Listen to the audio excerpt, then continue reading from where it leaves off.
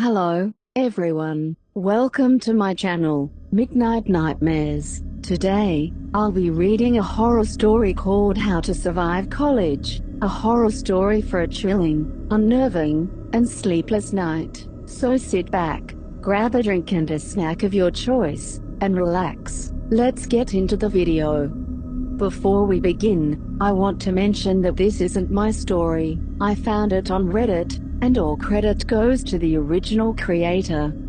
Part 1. Prologue. How to Survive the Holidays.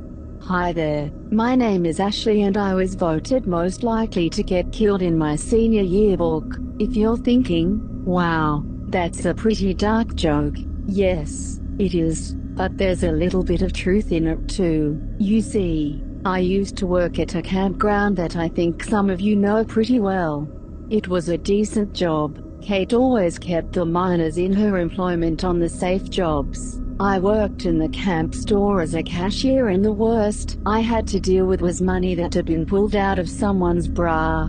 Please don't do that. Carry a wallet. I'm begging you. No one wants to touch your boob sweat. Around here our lives are pretty much lined up for us before we get out of high school. Not many people leave, so it's expected that you have yourself figured out before you graduate. For me, it looked pretty likely that I'd just keep working at the campground. I was reliable, so Kate kept hiring me year after year as seasonal help, and generally when you've spent all of high school working at the campground you've got a good shot at getting a permanent spot when they open up. Hence the yearbook entry. It's not that I'm bad at following rules or anything, it's just that I don't like dealing with the inhuman, and I'm not very good at handling stressful situations. I cry easily. I'm indecisive. Sometimes I feel like I was everything Kate wasn't. It's weird, you know. What happened? I don't know whether I should refer to her in past tense or not. But this isn't about Kate. To be honest, I didn't even know her that well. She was my boss, sure, but she wasn't really close to anyone. I can't really tell you anything you don't already know. I actually learned a lot about her when I read over all those posts she made. Yeah, I found them. Obviously, no one else around town has though, because the rumors would be everywhere if someone had. And I'm not about to say anything. It's nice though, to have a group of people that already know all about the campground. I feel like I can come here and write this out, and have people that understand my situation. Much like Kate, my future was laid out in large part by my family. Unlike Kate, it wasn't a future I wanted. I'm the second oldest in a family of 6. My mama runs the antique store. It's actually just a junk store, but a lot of the campers that venture into town can't tell the difference between vintage, antique, and badly maintained. I don't think I grew up poor, but I certainly wouldn't call my family financially stable. Same situation as most of the folks around here. I didn't see much of my dad growing up. He was usually out west working in the fields. He sent money home regularly, until one day he didn't. We never found out what happened to him. Everyone around town said that he'd gotten tired of Mum cheating on him and split, but I don't think the affair was enough to make him abandon his children as well. I think something got him, something out in the fields, and the people that hired him, well, they've got their own secrets they want to keep, much like Kate did.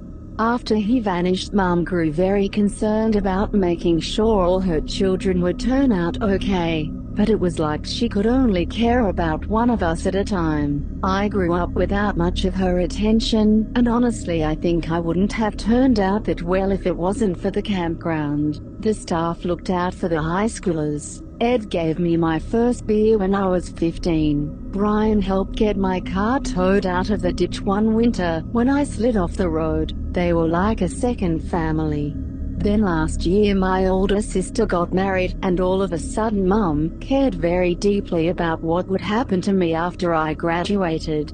Fortunately for her, there was a script already written. I was dating someone. His dad ran an auto repair shop, and he was all set to work there and probably inherit it after he got done with school. It's a pretty stable business, and in my mom's mind, that would set me up for life. All I had to do was marry him, and that'd be one less child she had to worry about. He wouldn't go out west and get killed by whatever else is out there, lurking in the branches of the orchards or in the shadows of the barns.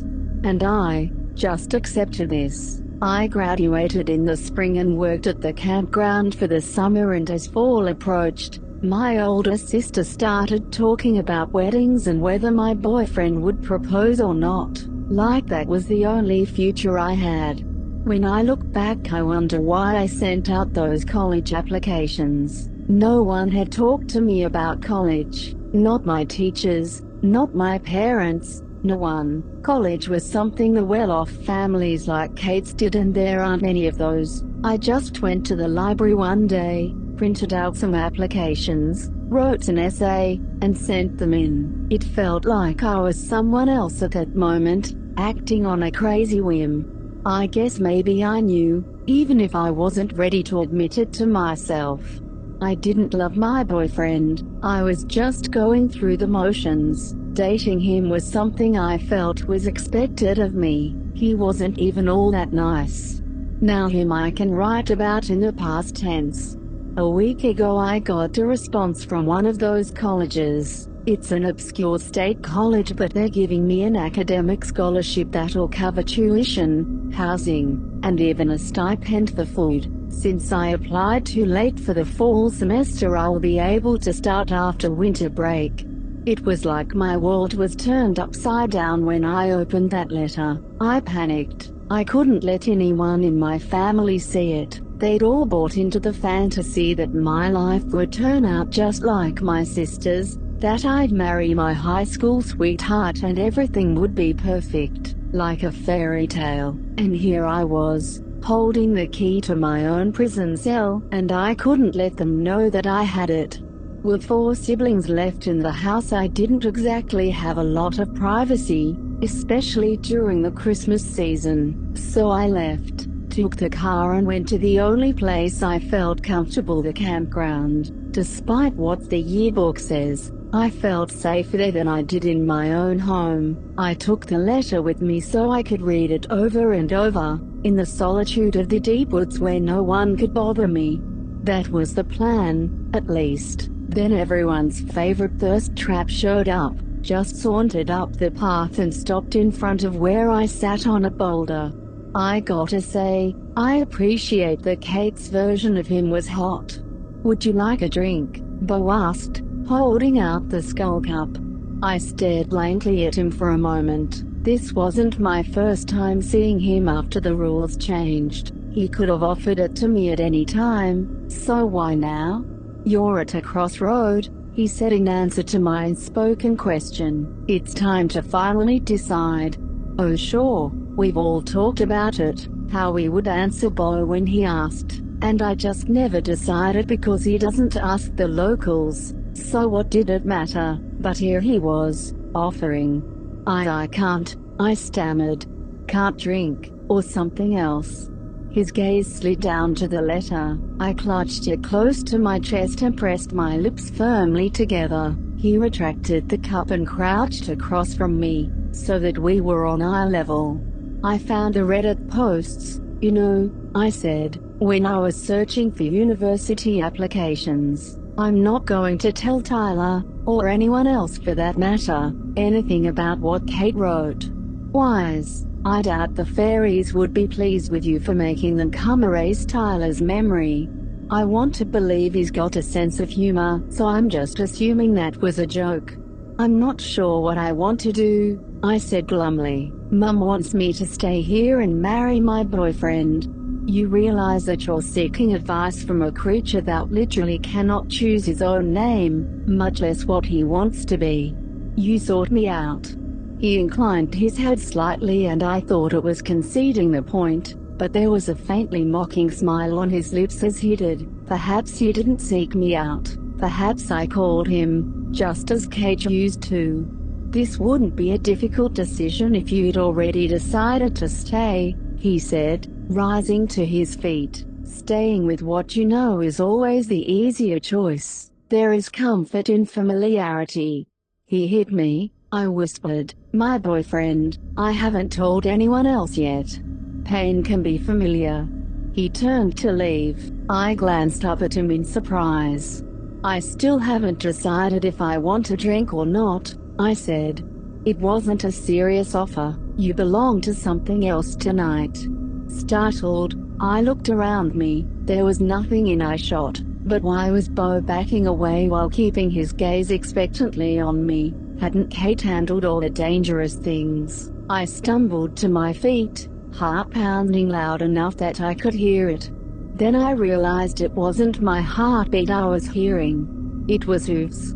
This was Christmas time. I turned around to stare at the source of the approaching noise in dismay, rooted in terror as a group of armored riders mounted on horseback came crashing through the woods, bearing down on where I stood. The Shuriken, here to drown someone that definitely wasn't feeling the Christmas spirit right now. I thought of the damn yearbook. How I got that title not because I was in any more danger than the rest of them, but because I'm incompetent, and I'm ashamed to say that I stood there, paralyzed by fear, helpless to do even the simplest of things. I didn't even try to run. The lead rider closed on me. He leaned over in his saddle, stretching out one hand. I flinched, and then the ground was spinning out from under me. I felt a moment of weightlessness and it was like every muscle in my body froze, and then I landed on my stomach across the horse's back. It knocked the wind out of me and it was like my chest froze up. I clutched uselessly at the horse's thin hair, panicking as the ground rushed past my face at a dizzying speed, carried along by the horse's hooves flashing at the corner of my vision. The Shuriken had thrown me bodily across the front of his saddle. And Bo, that little shit, just waved goodbye at me as he quickly receded out of sight. This one doesn't care much for Christmas, the lead rider hollered back at his company as they rode through the forest. And what do we do with those that don't keep the spirit of the season? Drown them, the rest yelled in response. But I'm on the campground, I wailed. Tyler bought the lake, the rider replied smugly. Signed the paperwork yesterday. NGL, I'm a little salty at Tyler for that. I'm sorry, I sobbed. There's a lot going on right now. Can't I get a second chance? Show us your devotion, one of the Shuriken cried. A song, another added, a song. It took a moment to catch on to what they were demanding. I got good grades, but I don't feel like I'm particularly clever, and I'm certainly not very brave. But desperation can do funny things to a person, gives them resolve they didn't know they had. I cannot tell you how hard it is to sing Jingle Bells while slung across a horse running at a full gallop while also sobbing uncontrollably, but I somehow got it out. And then a rider grabbed hold of my jacket once more and heaved me off. I landed headfirst in a snowdrift. I was stuck up to my waist and I kicked helplessly, thrashing in blind panic as the hoofbeats receded. Maybe they wouldn't drown me, but I'd suffocate if I didn't get out of the snow. The cold worked its way into my skin and the air grew stale in my lungs. I opened my mouth to gasp and found only snow filling my mouth, and I desperately choked on it. The letter was still clutched tight in my frozen fingers. College, a way out. I convulsed, twisting my body together and digging my knees into the snow. The spastic, desperate motion broke off a chunk of the wet snow and sent it sliding down the snowbank. The rest of me broke free shortly after, and I slid down it to rest at the base, gasping for air. More snow broke free, gently rolling down to half cover my chest, but I didn't care. I'd survived. I was alive. The cold air was sweet as it burned in my lungs.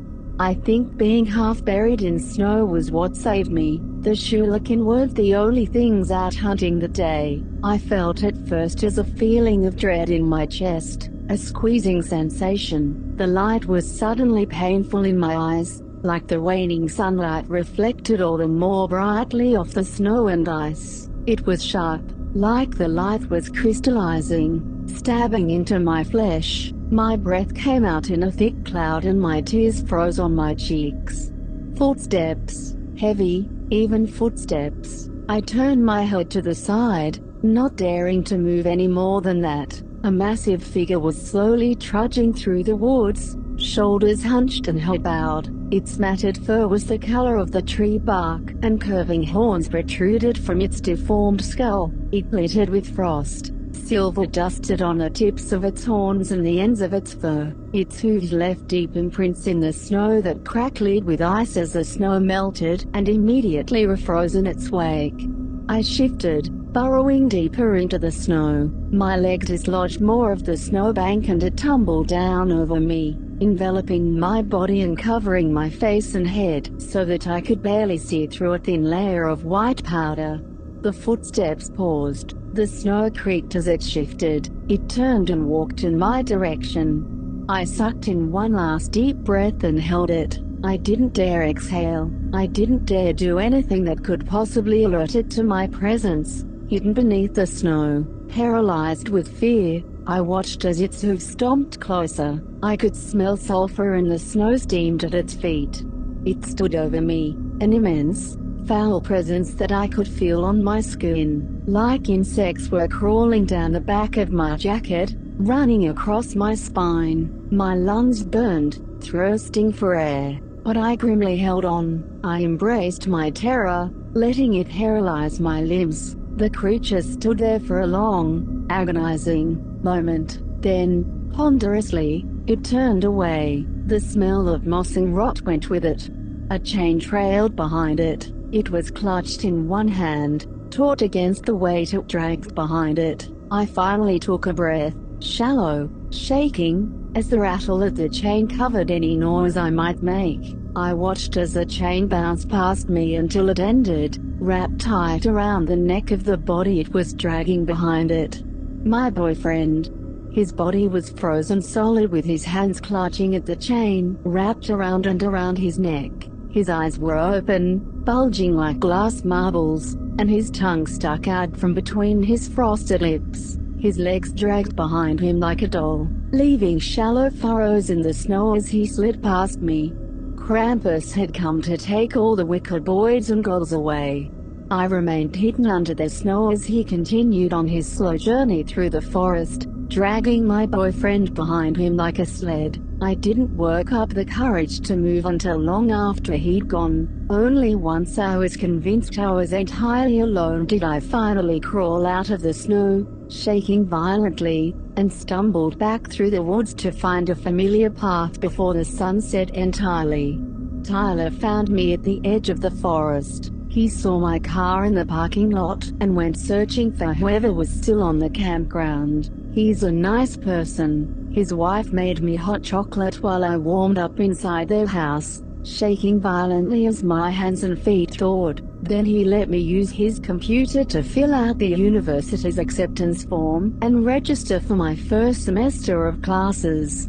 I haven't told my family yet. In fact, I haven't told anyone in town. I might not tell anyone until the day I leave. I'm telling you though, because I feel like I can. I'm going to leave all this behind me. I'm not Kate. I'm not stuck here because of my family or any other obligation. I'm not going to die to something inhuman like my yearbook entry says.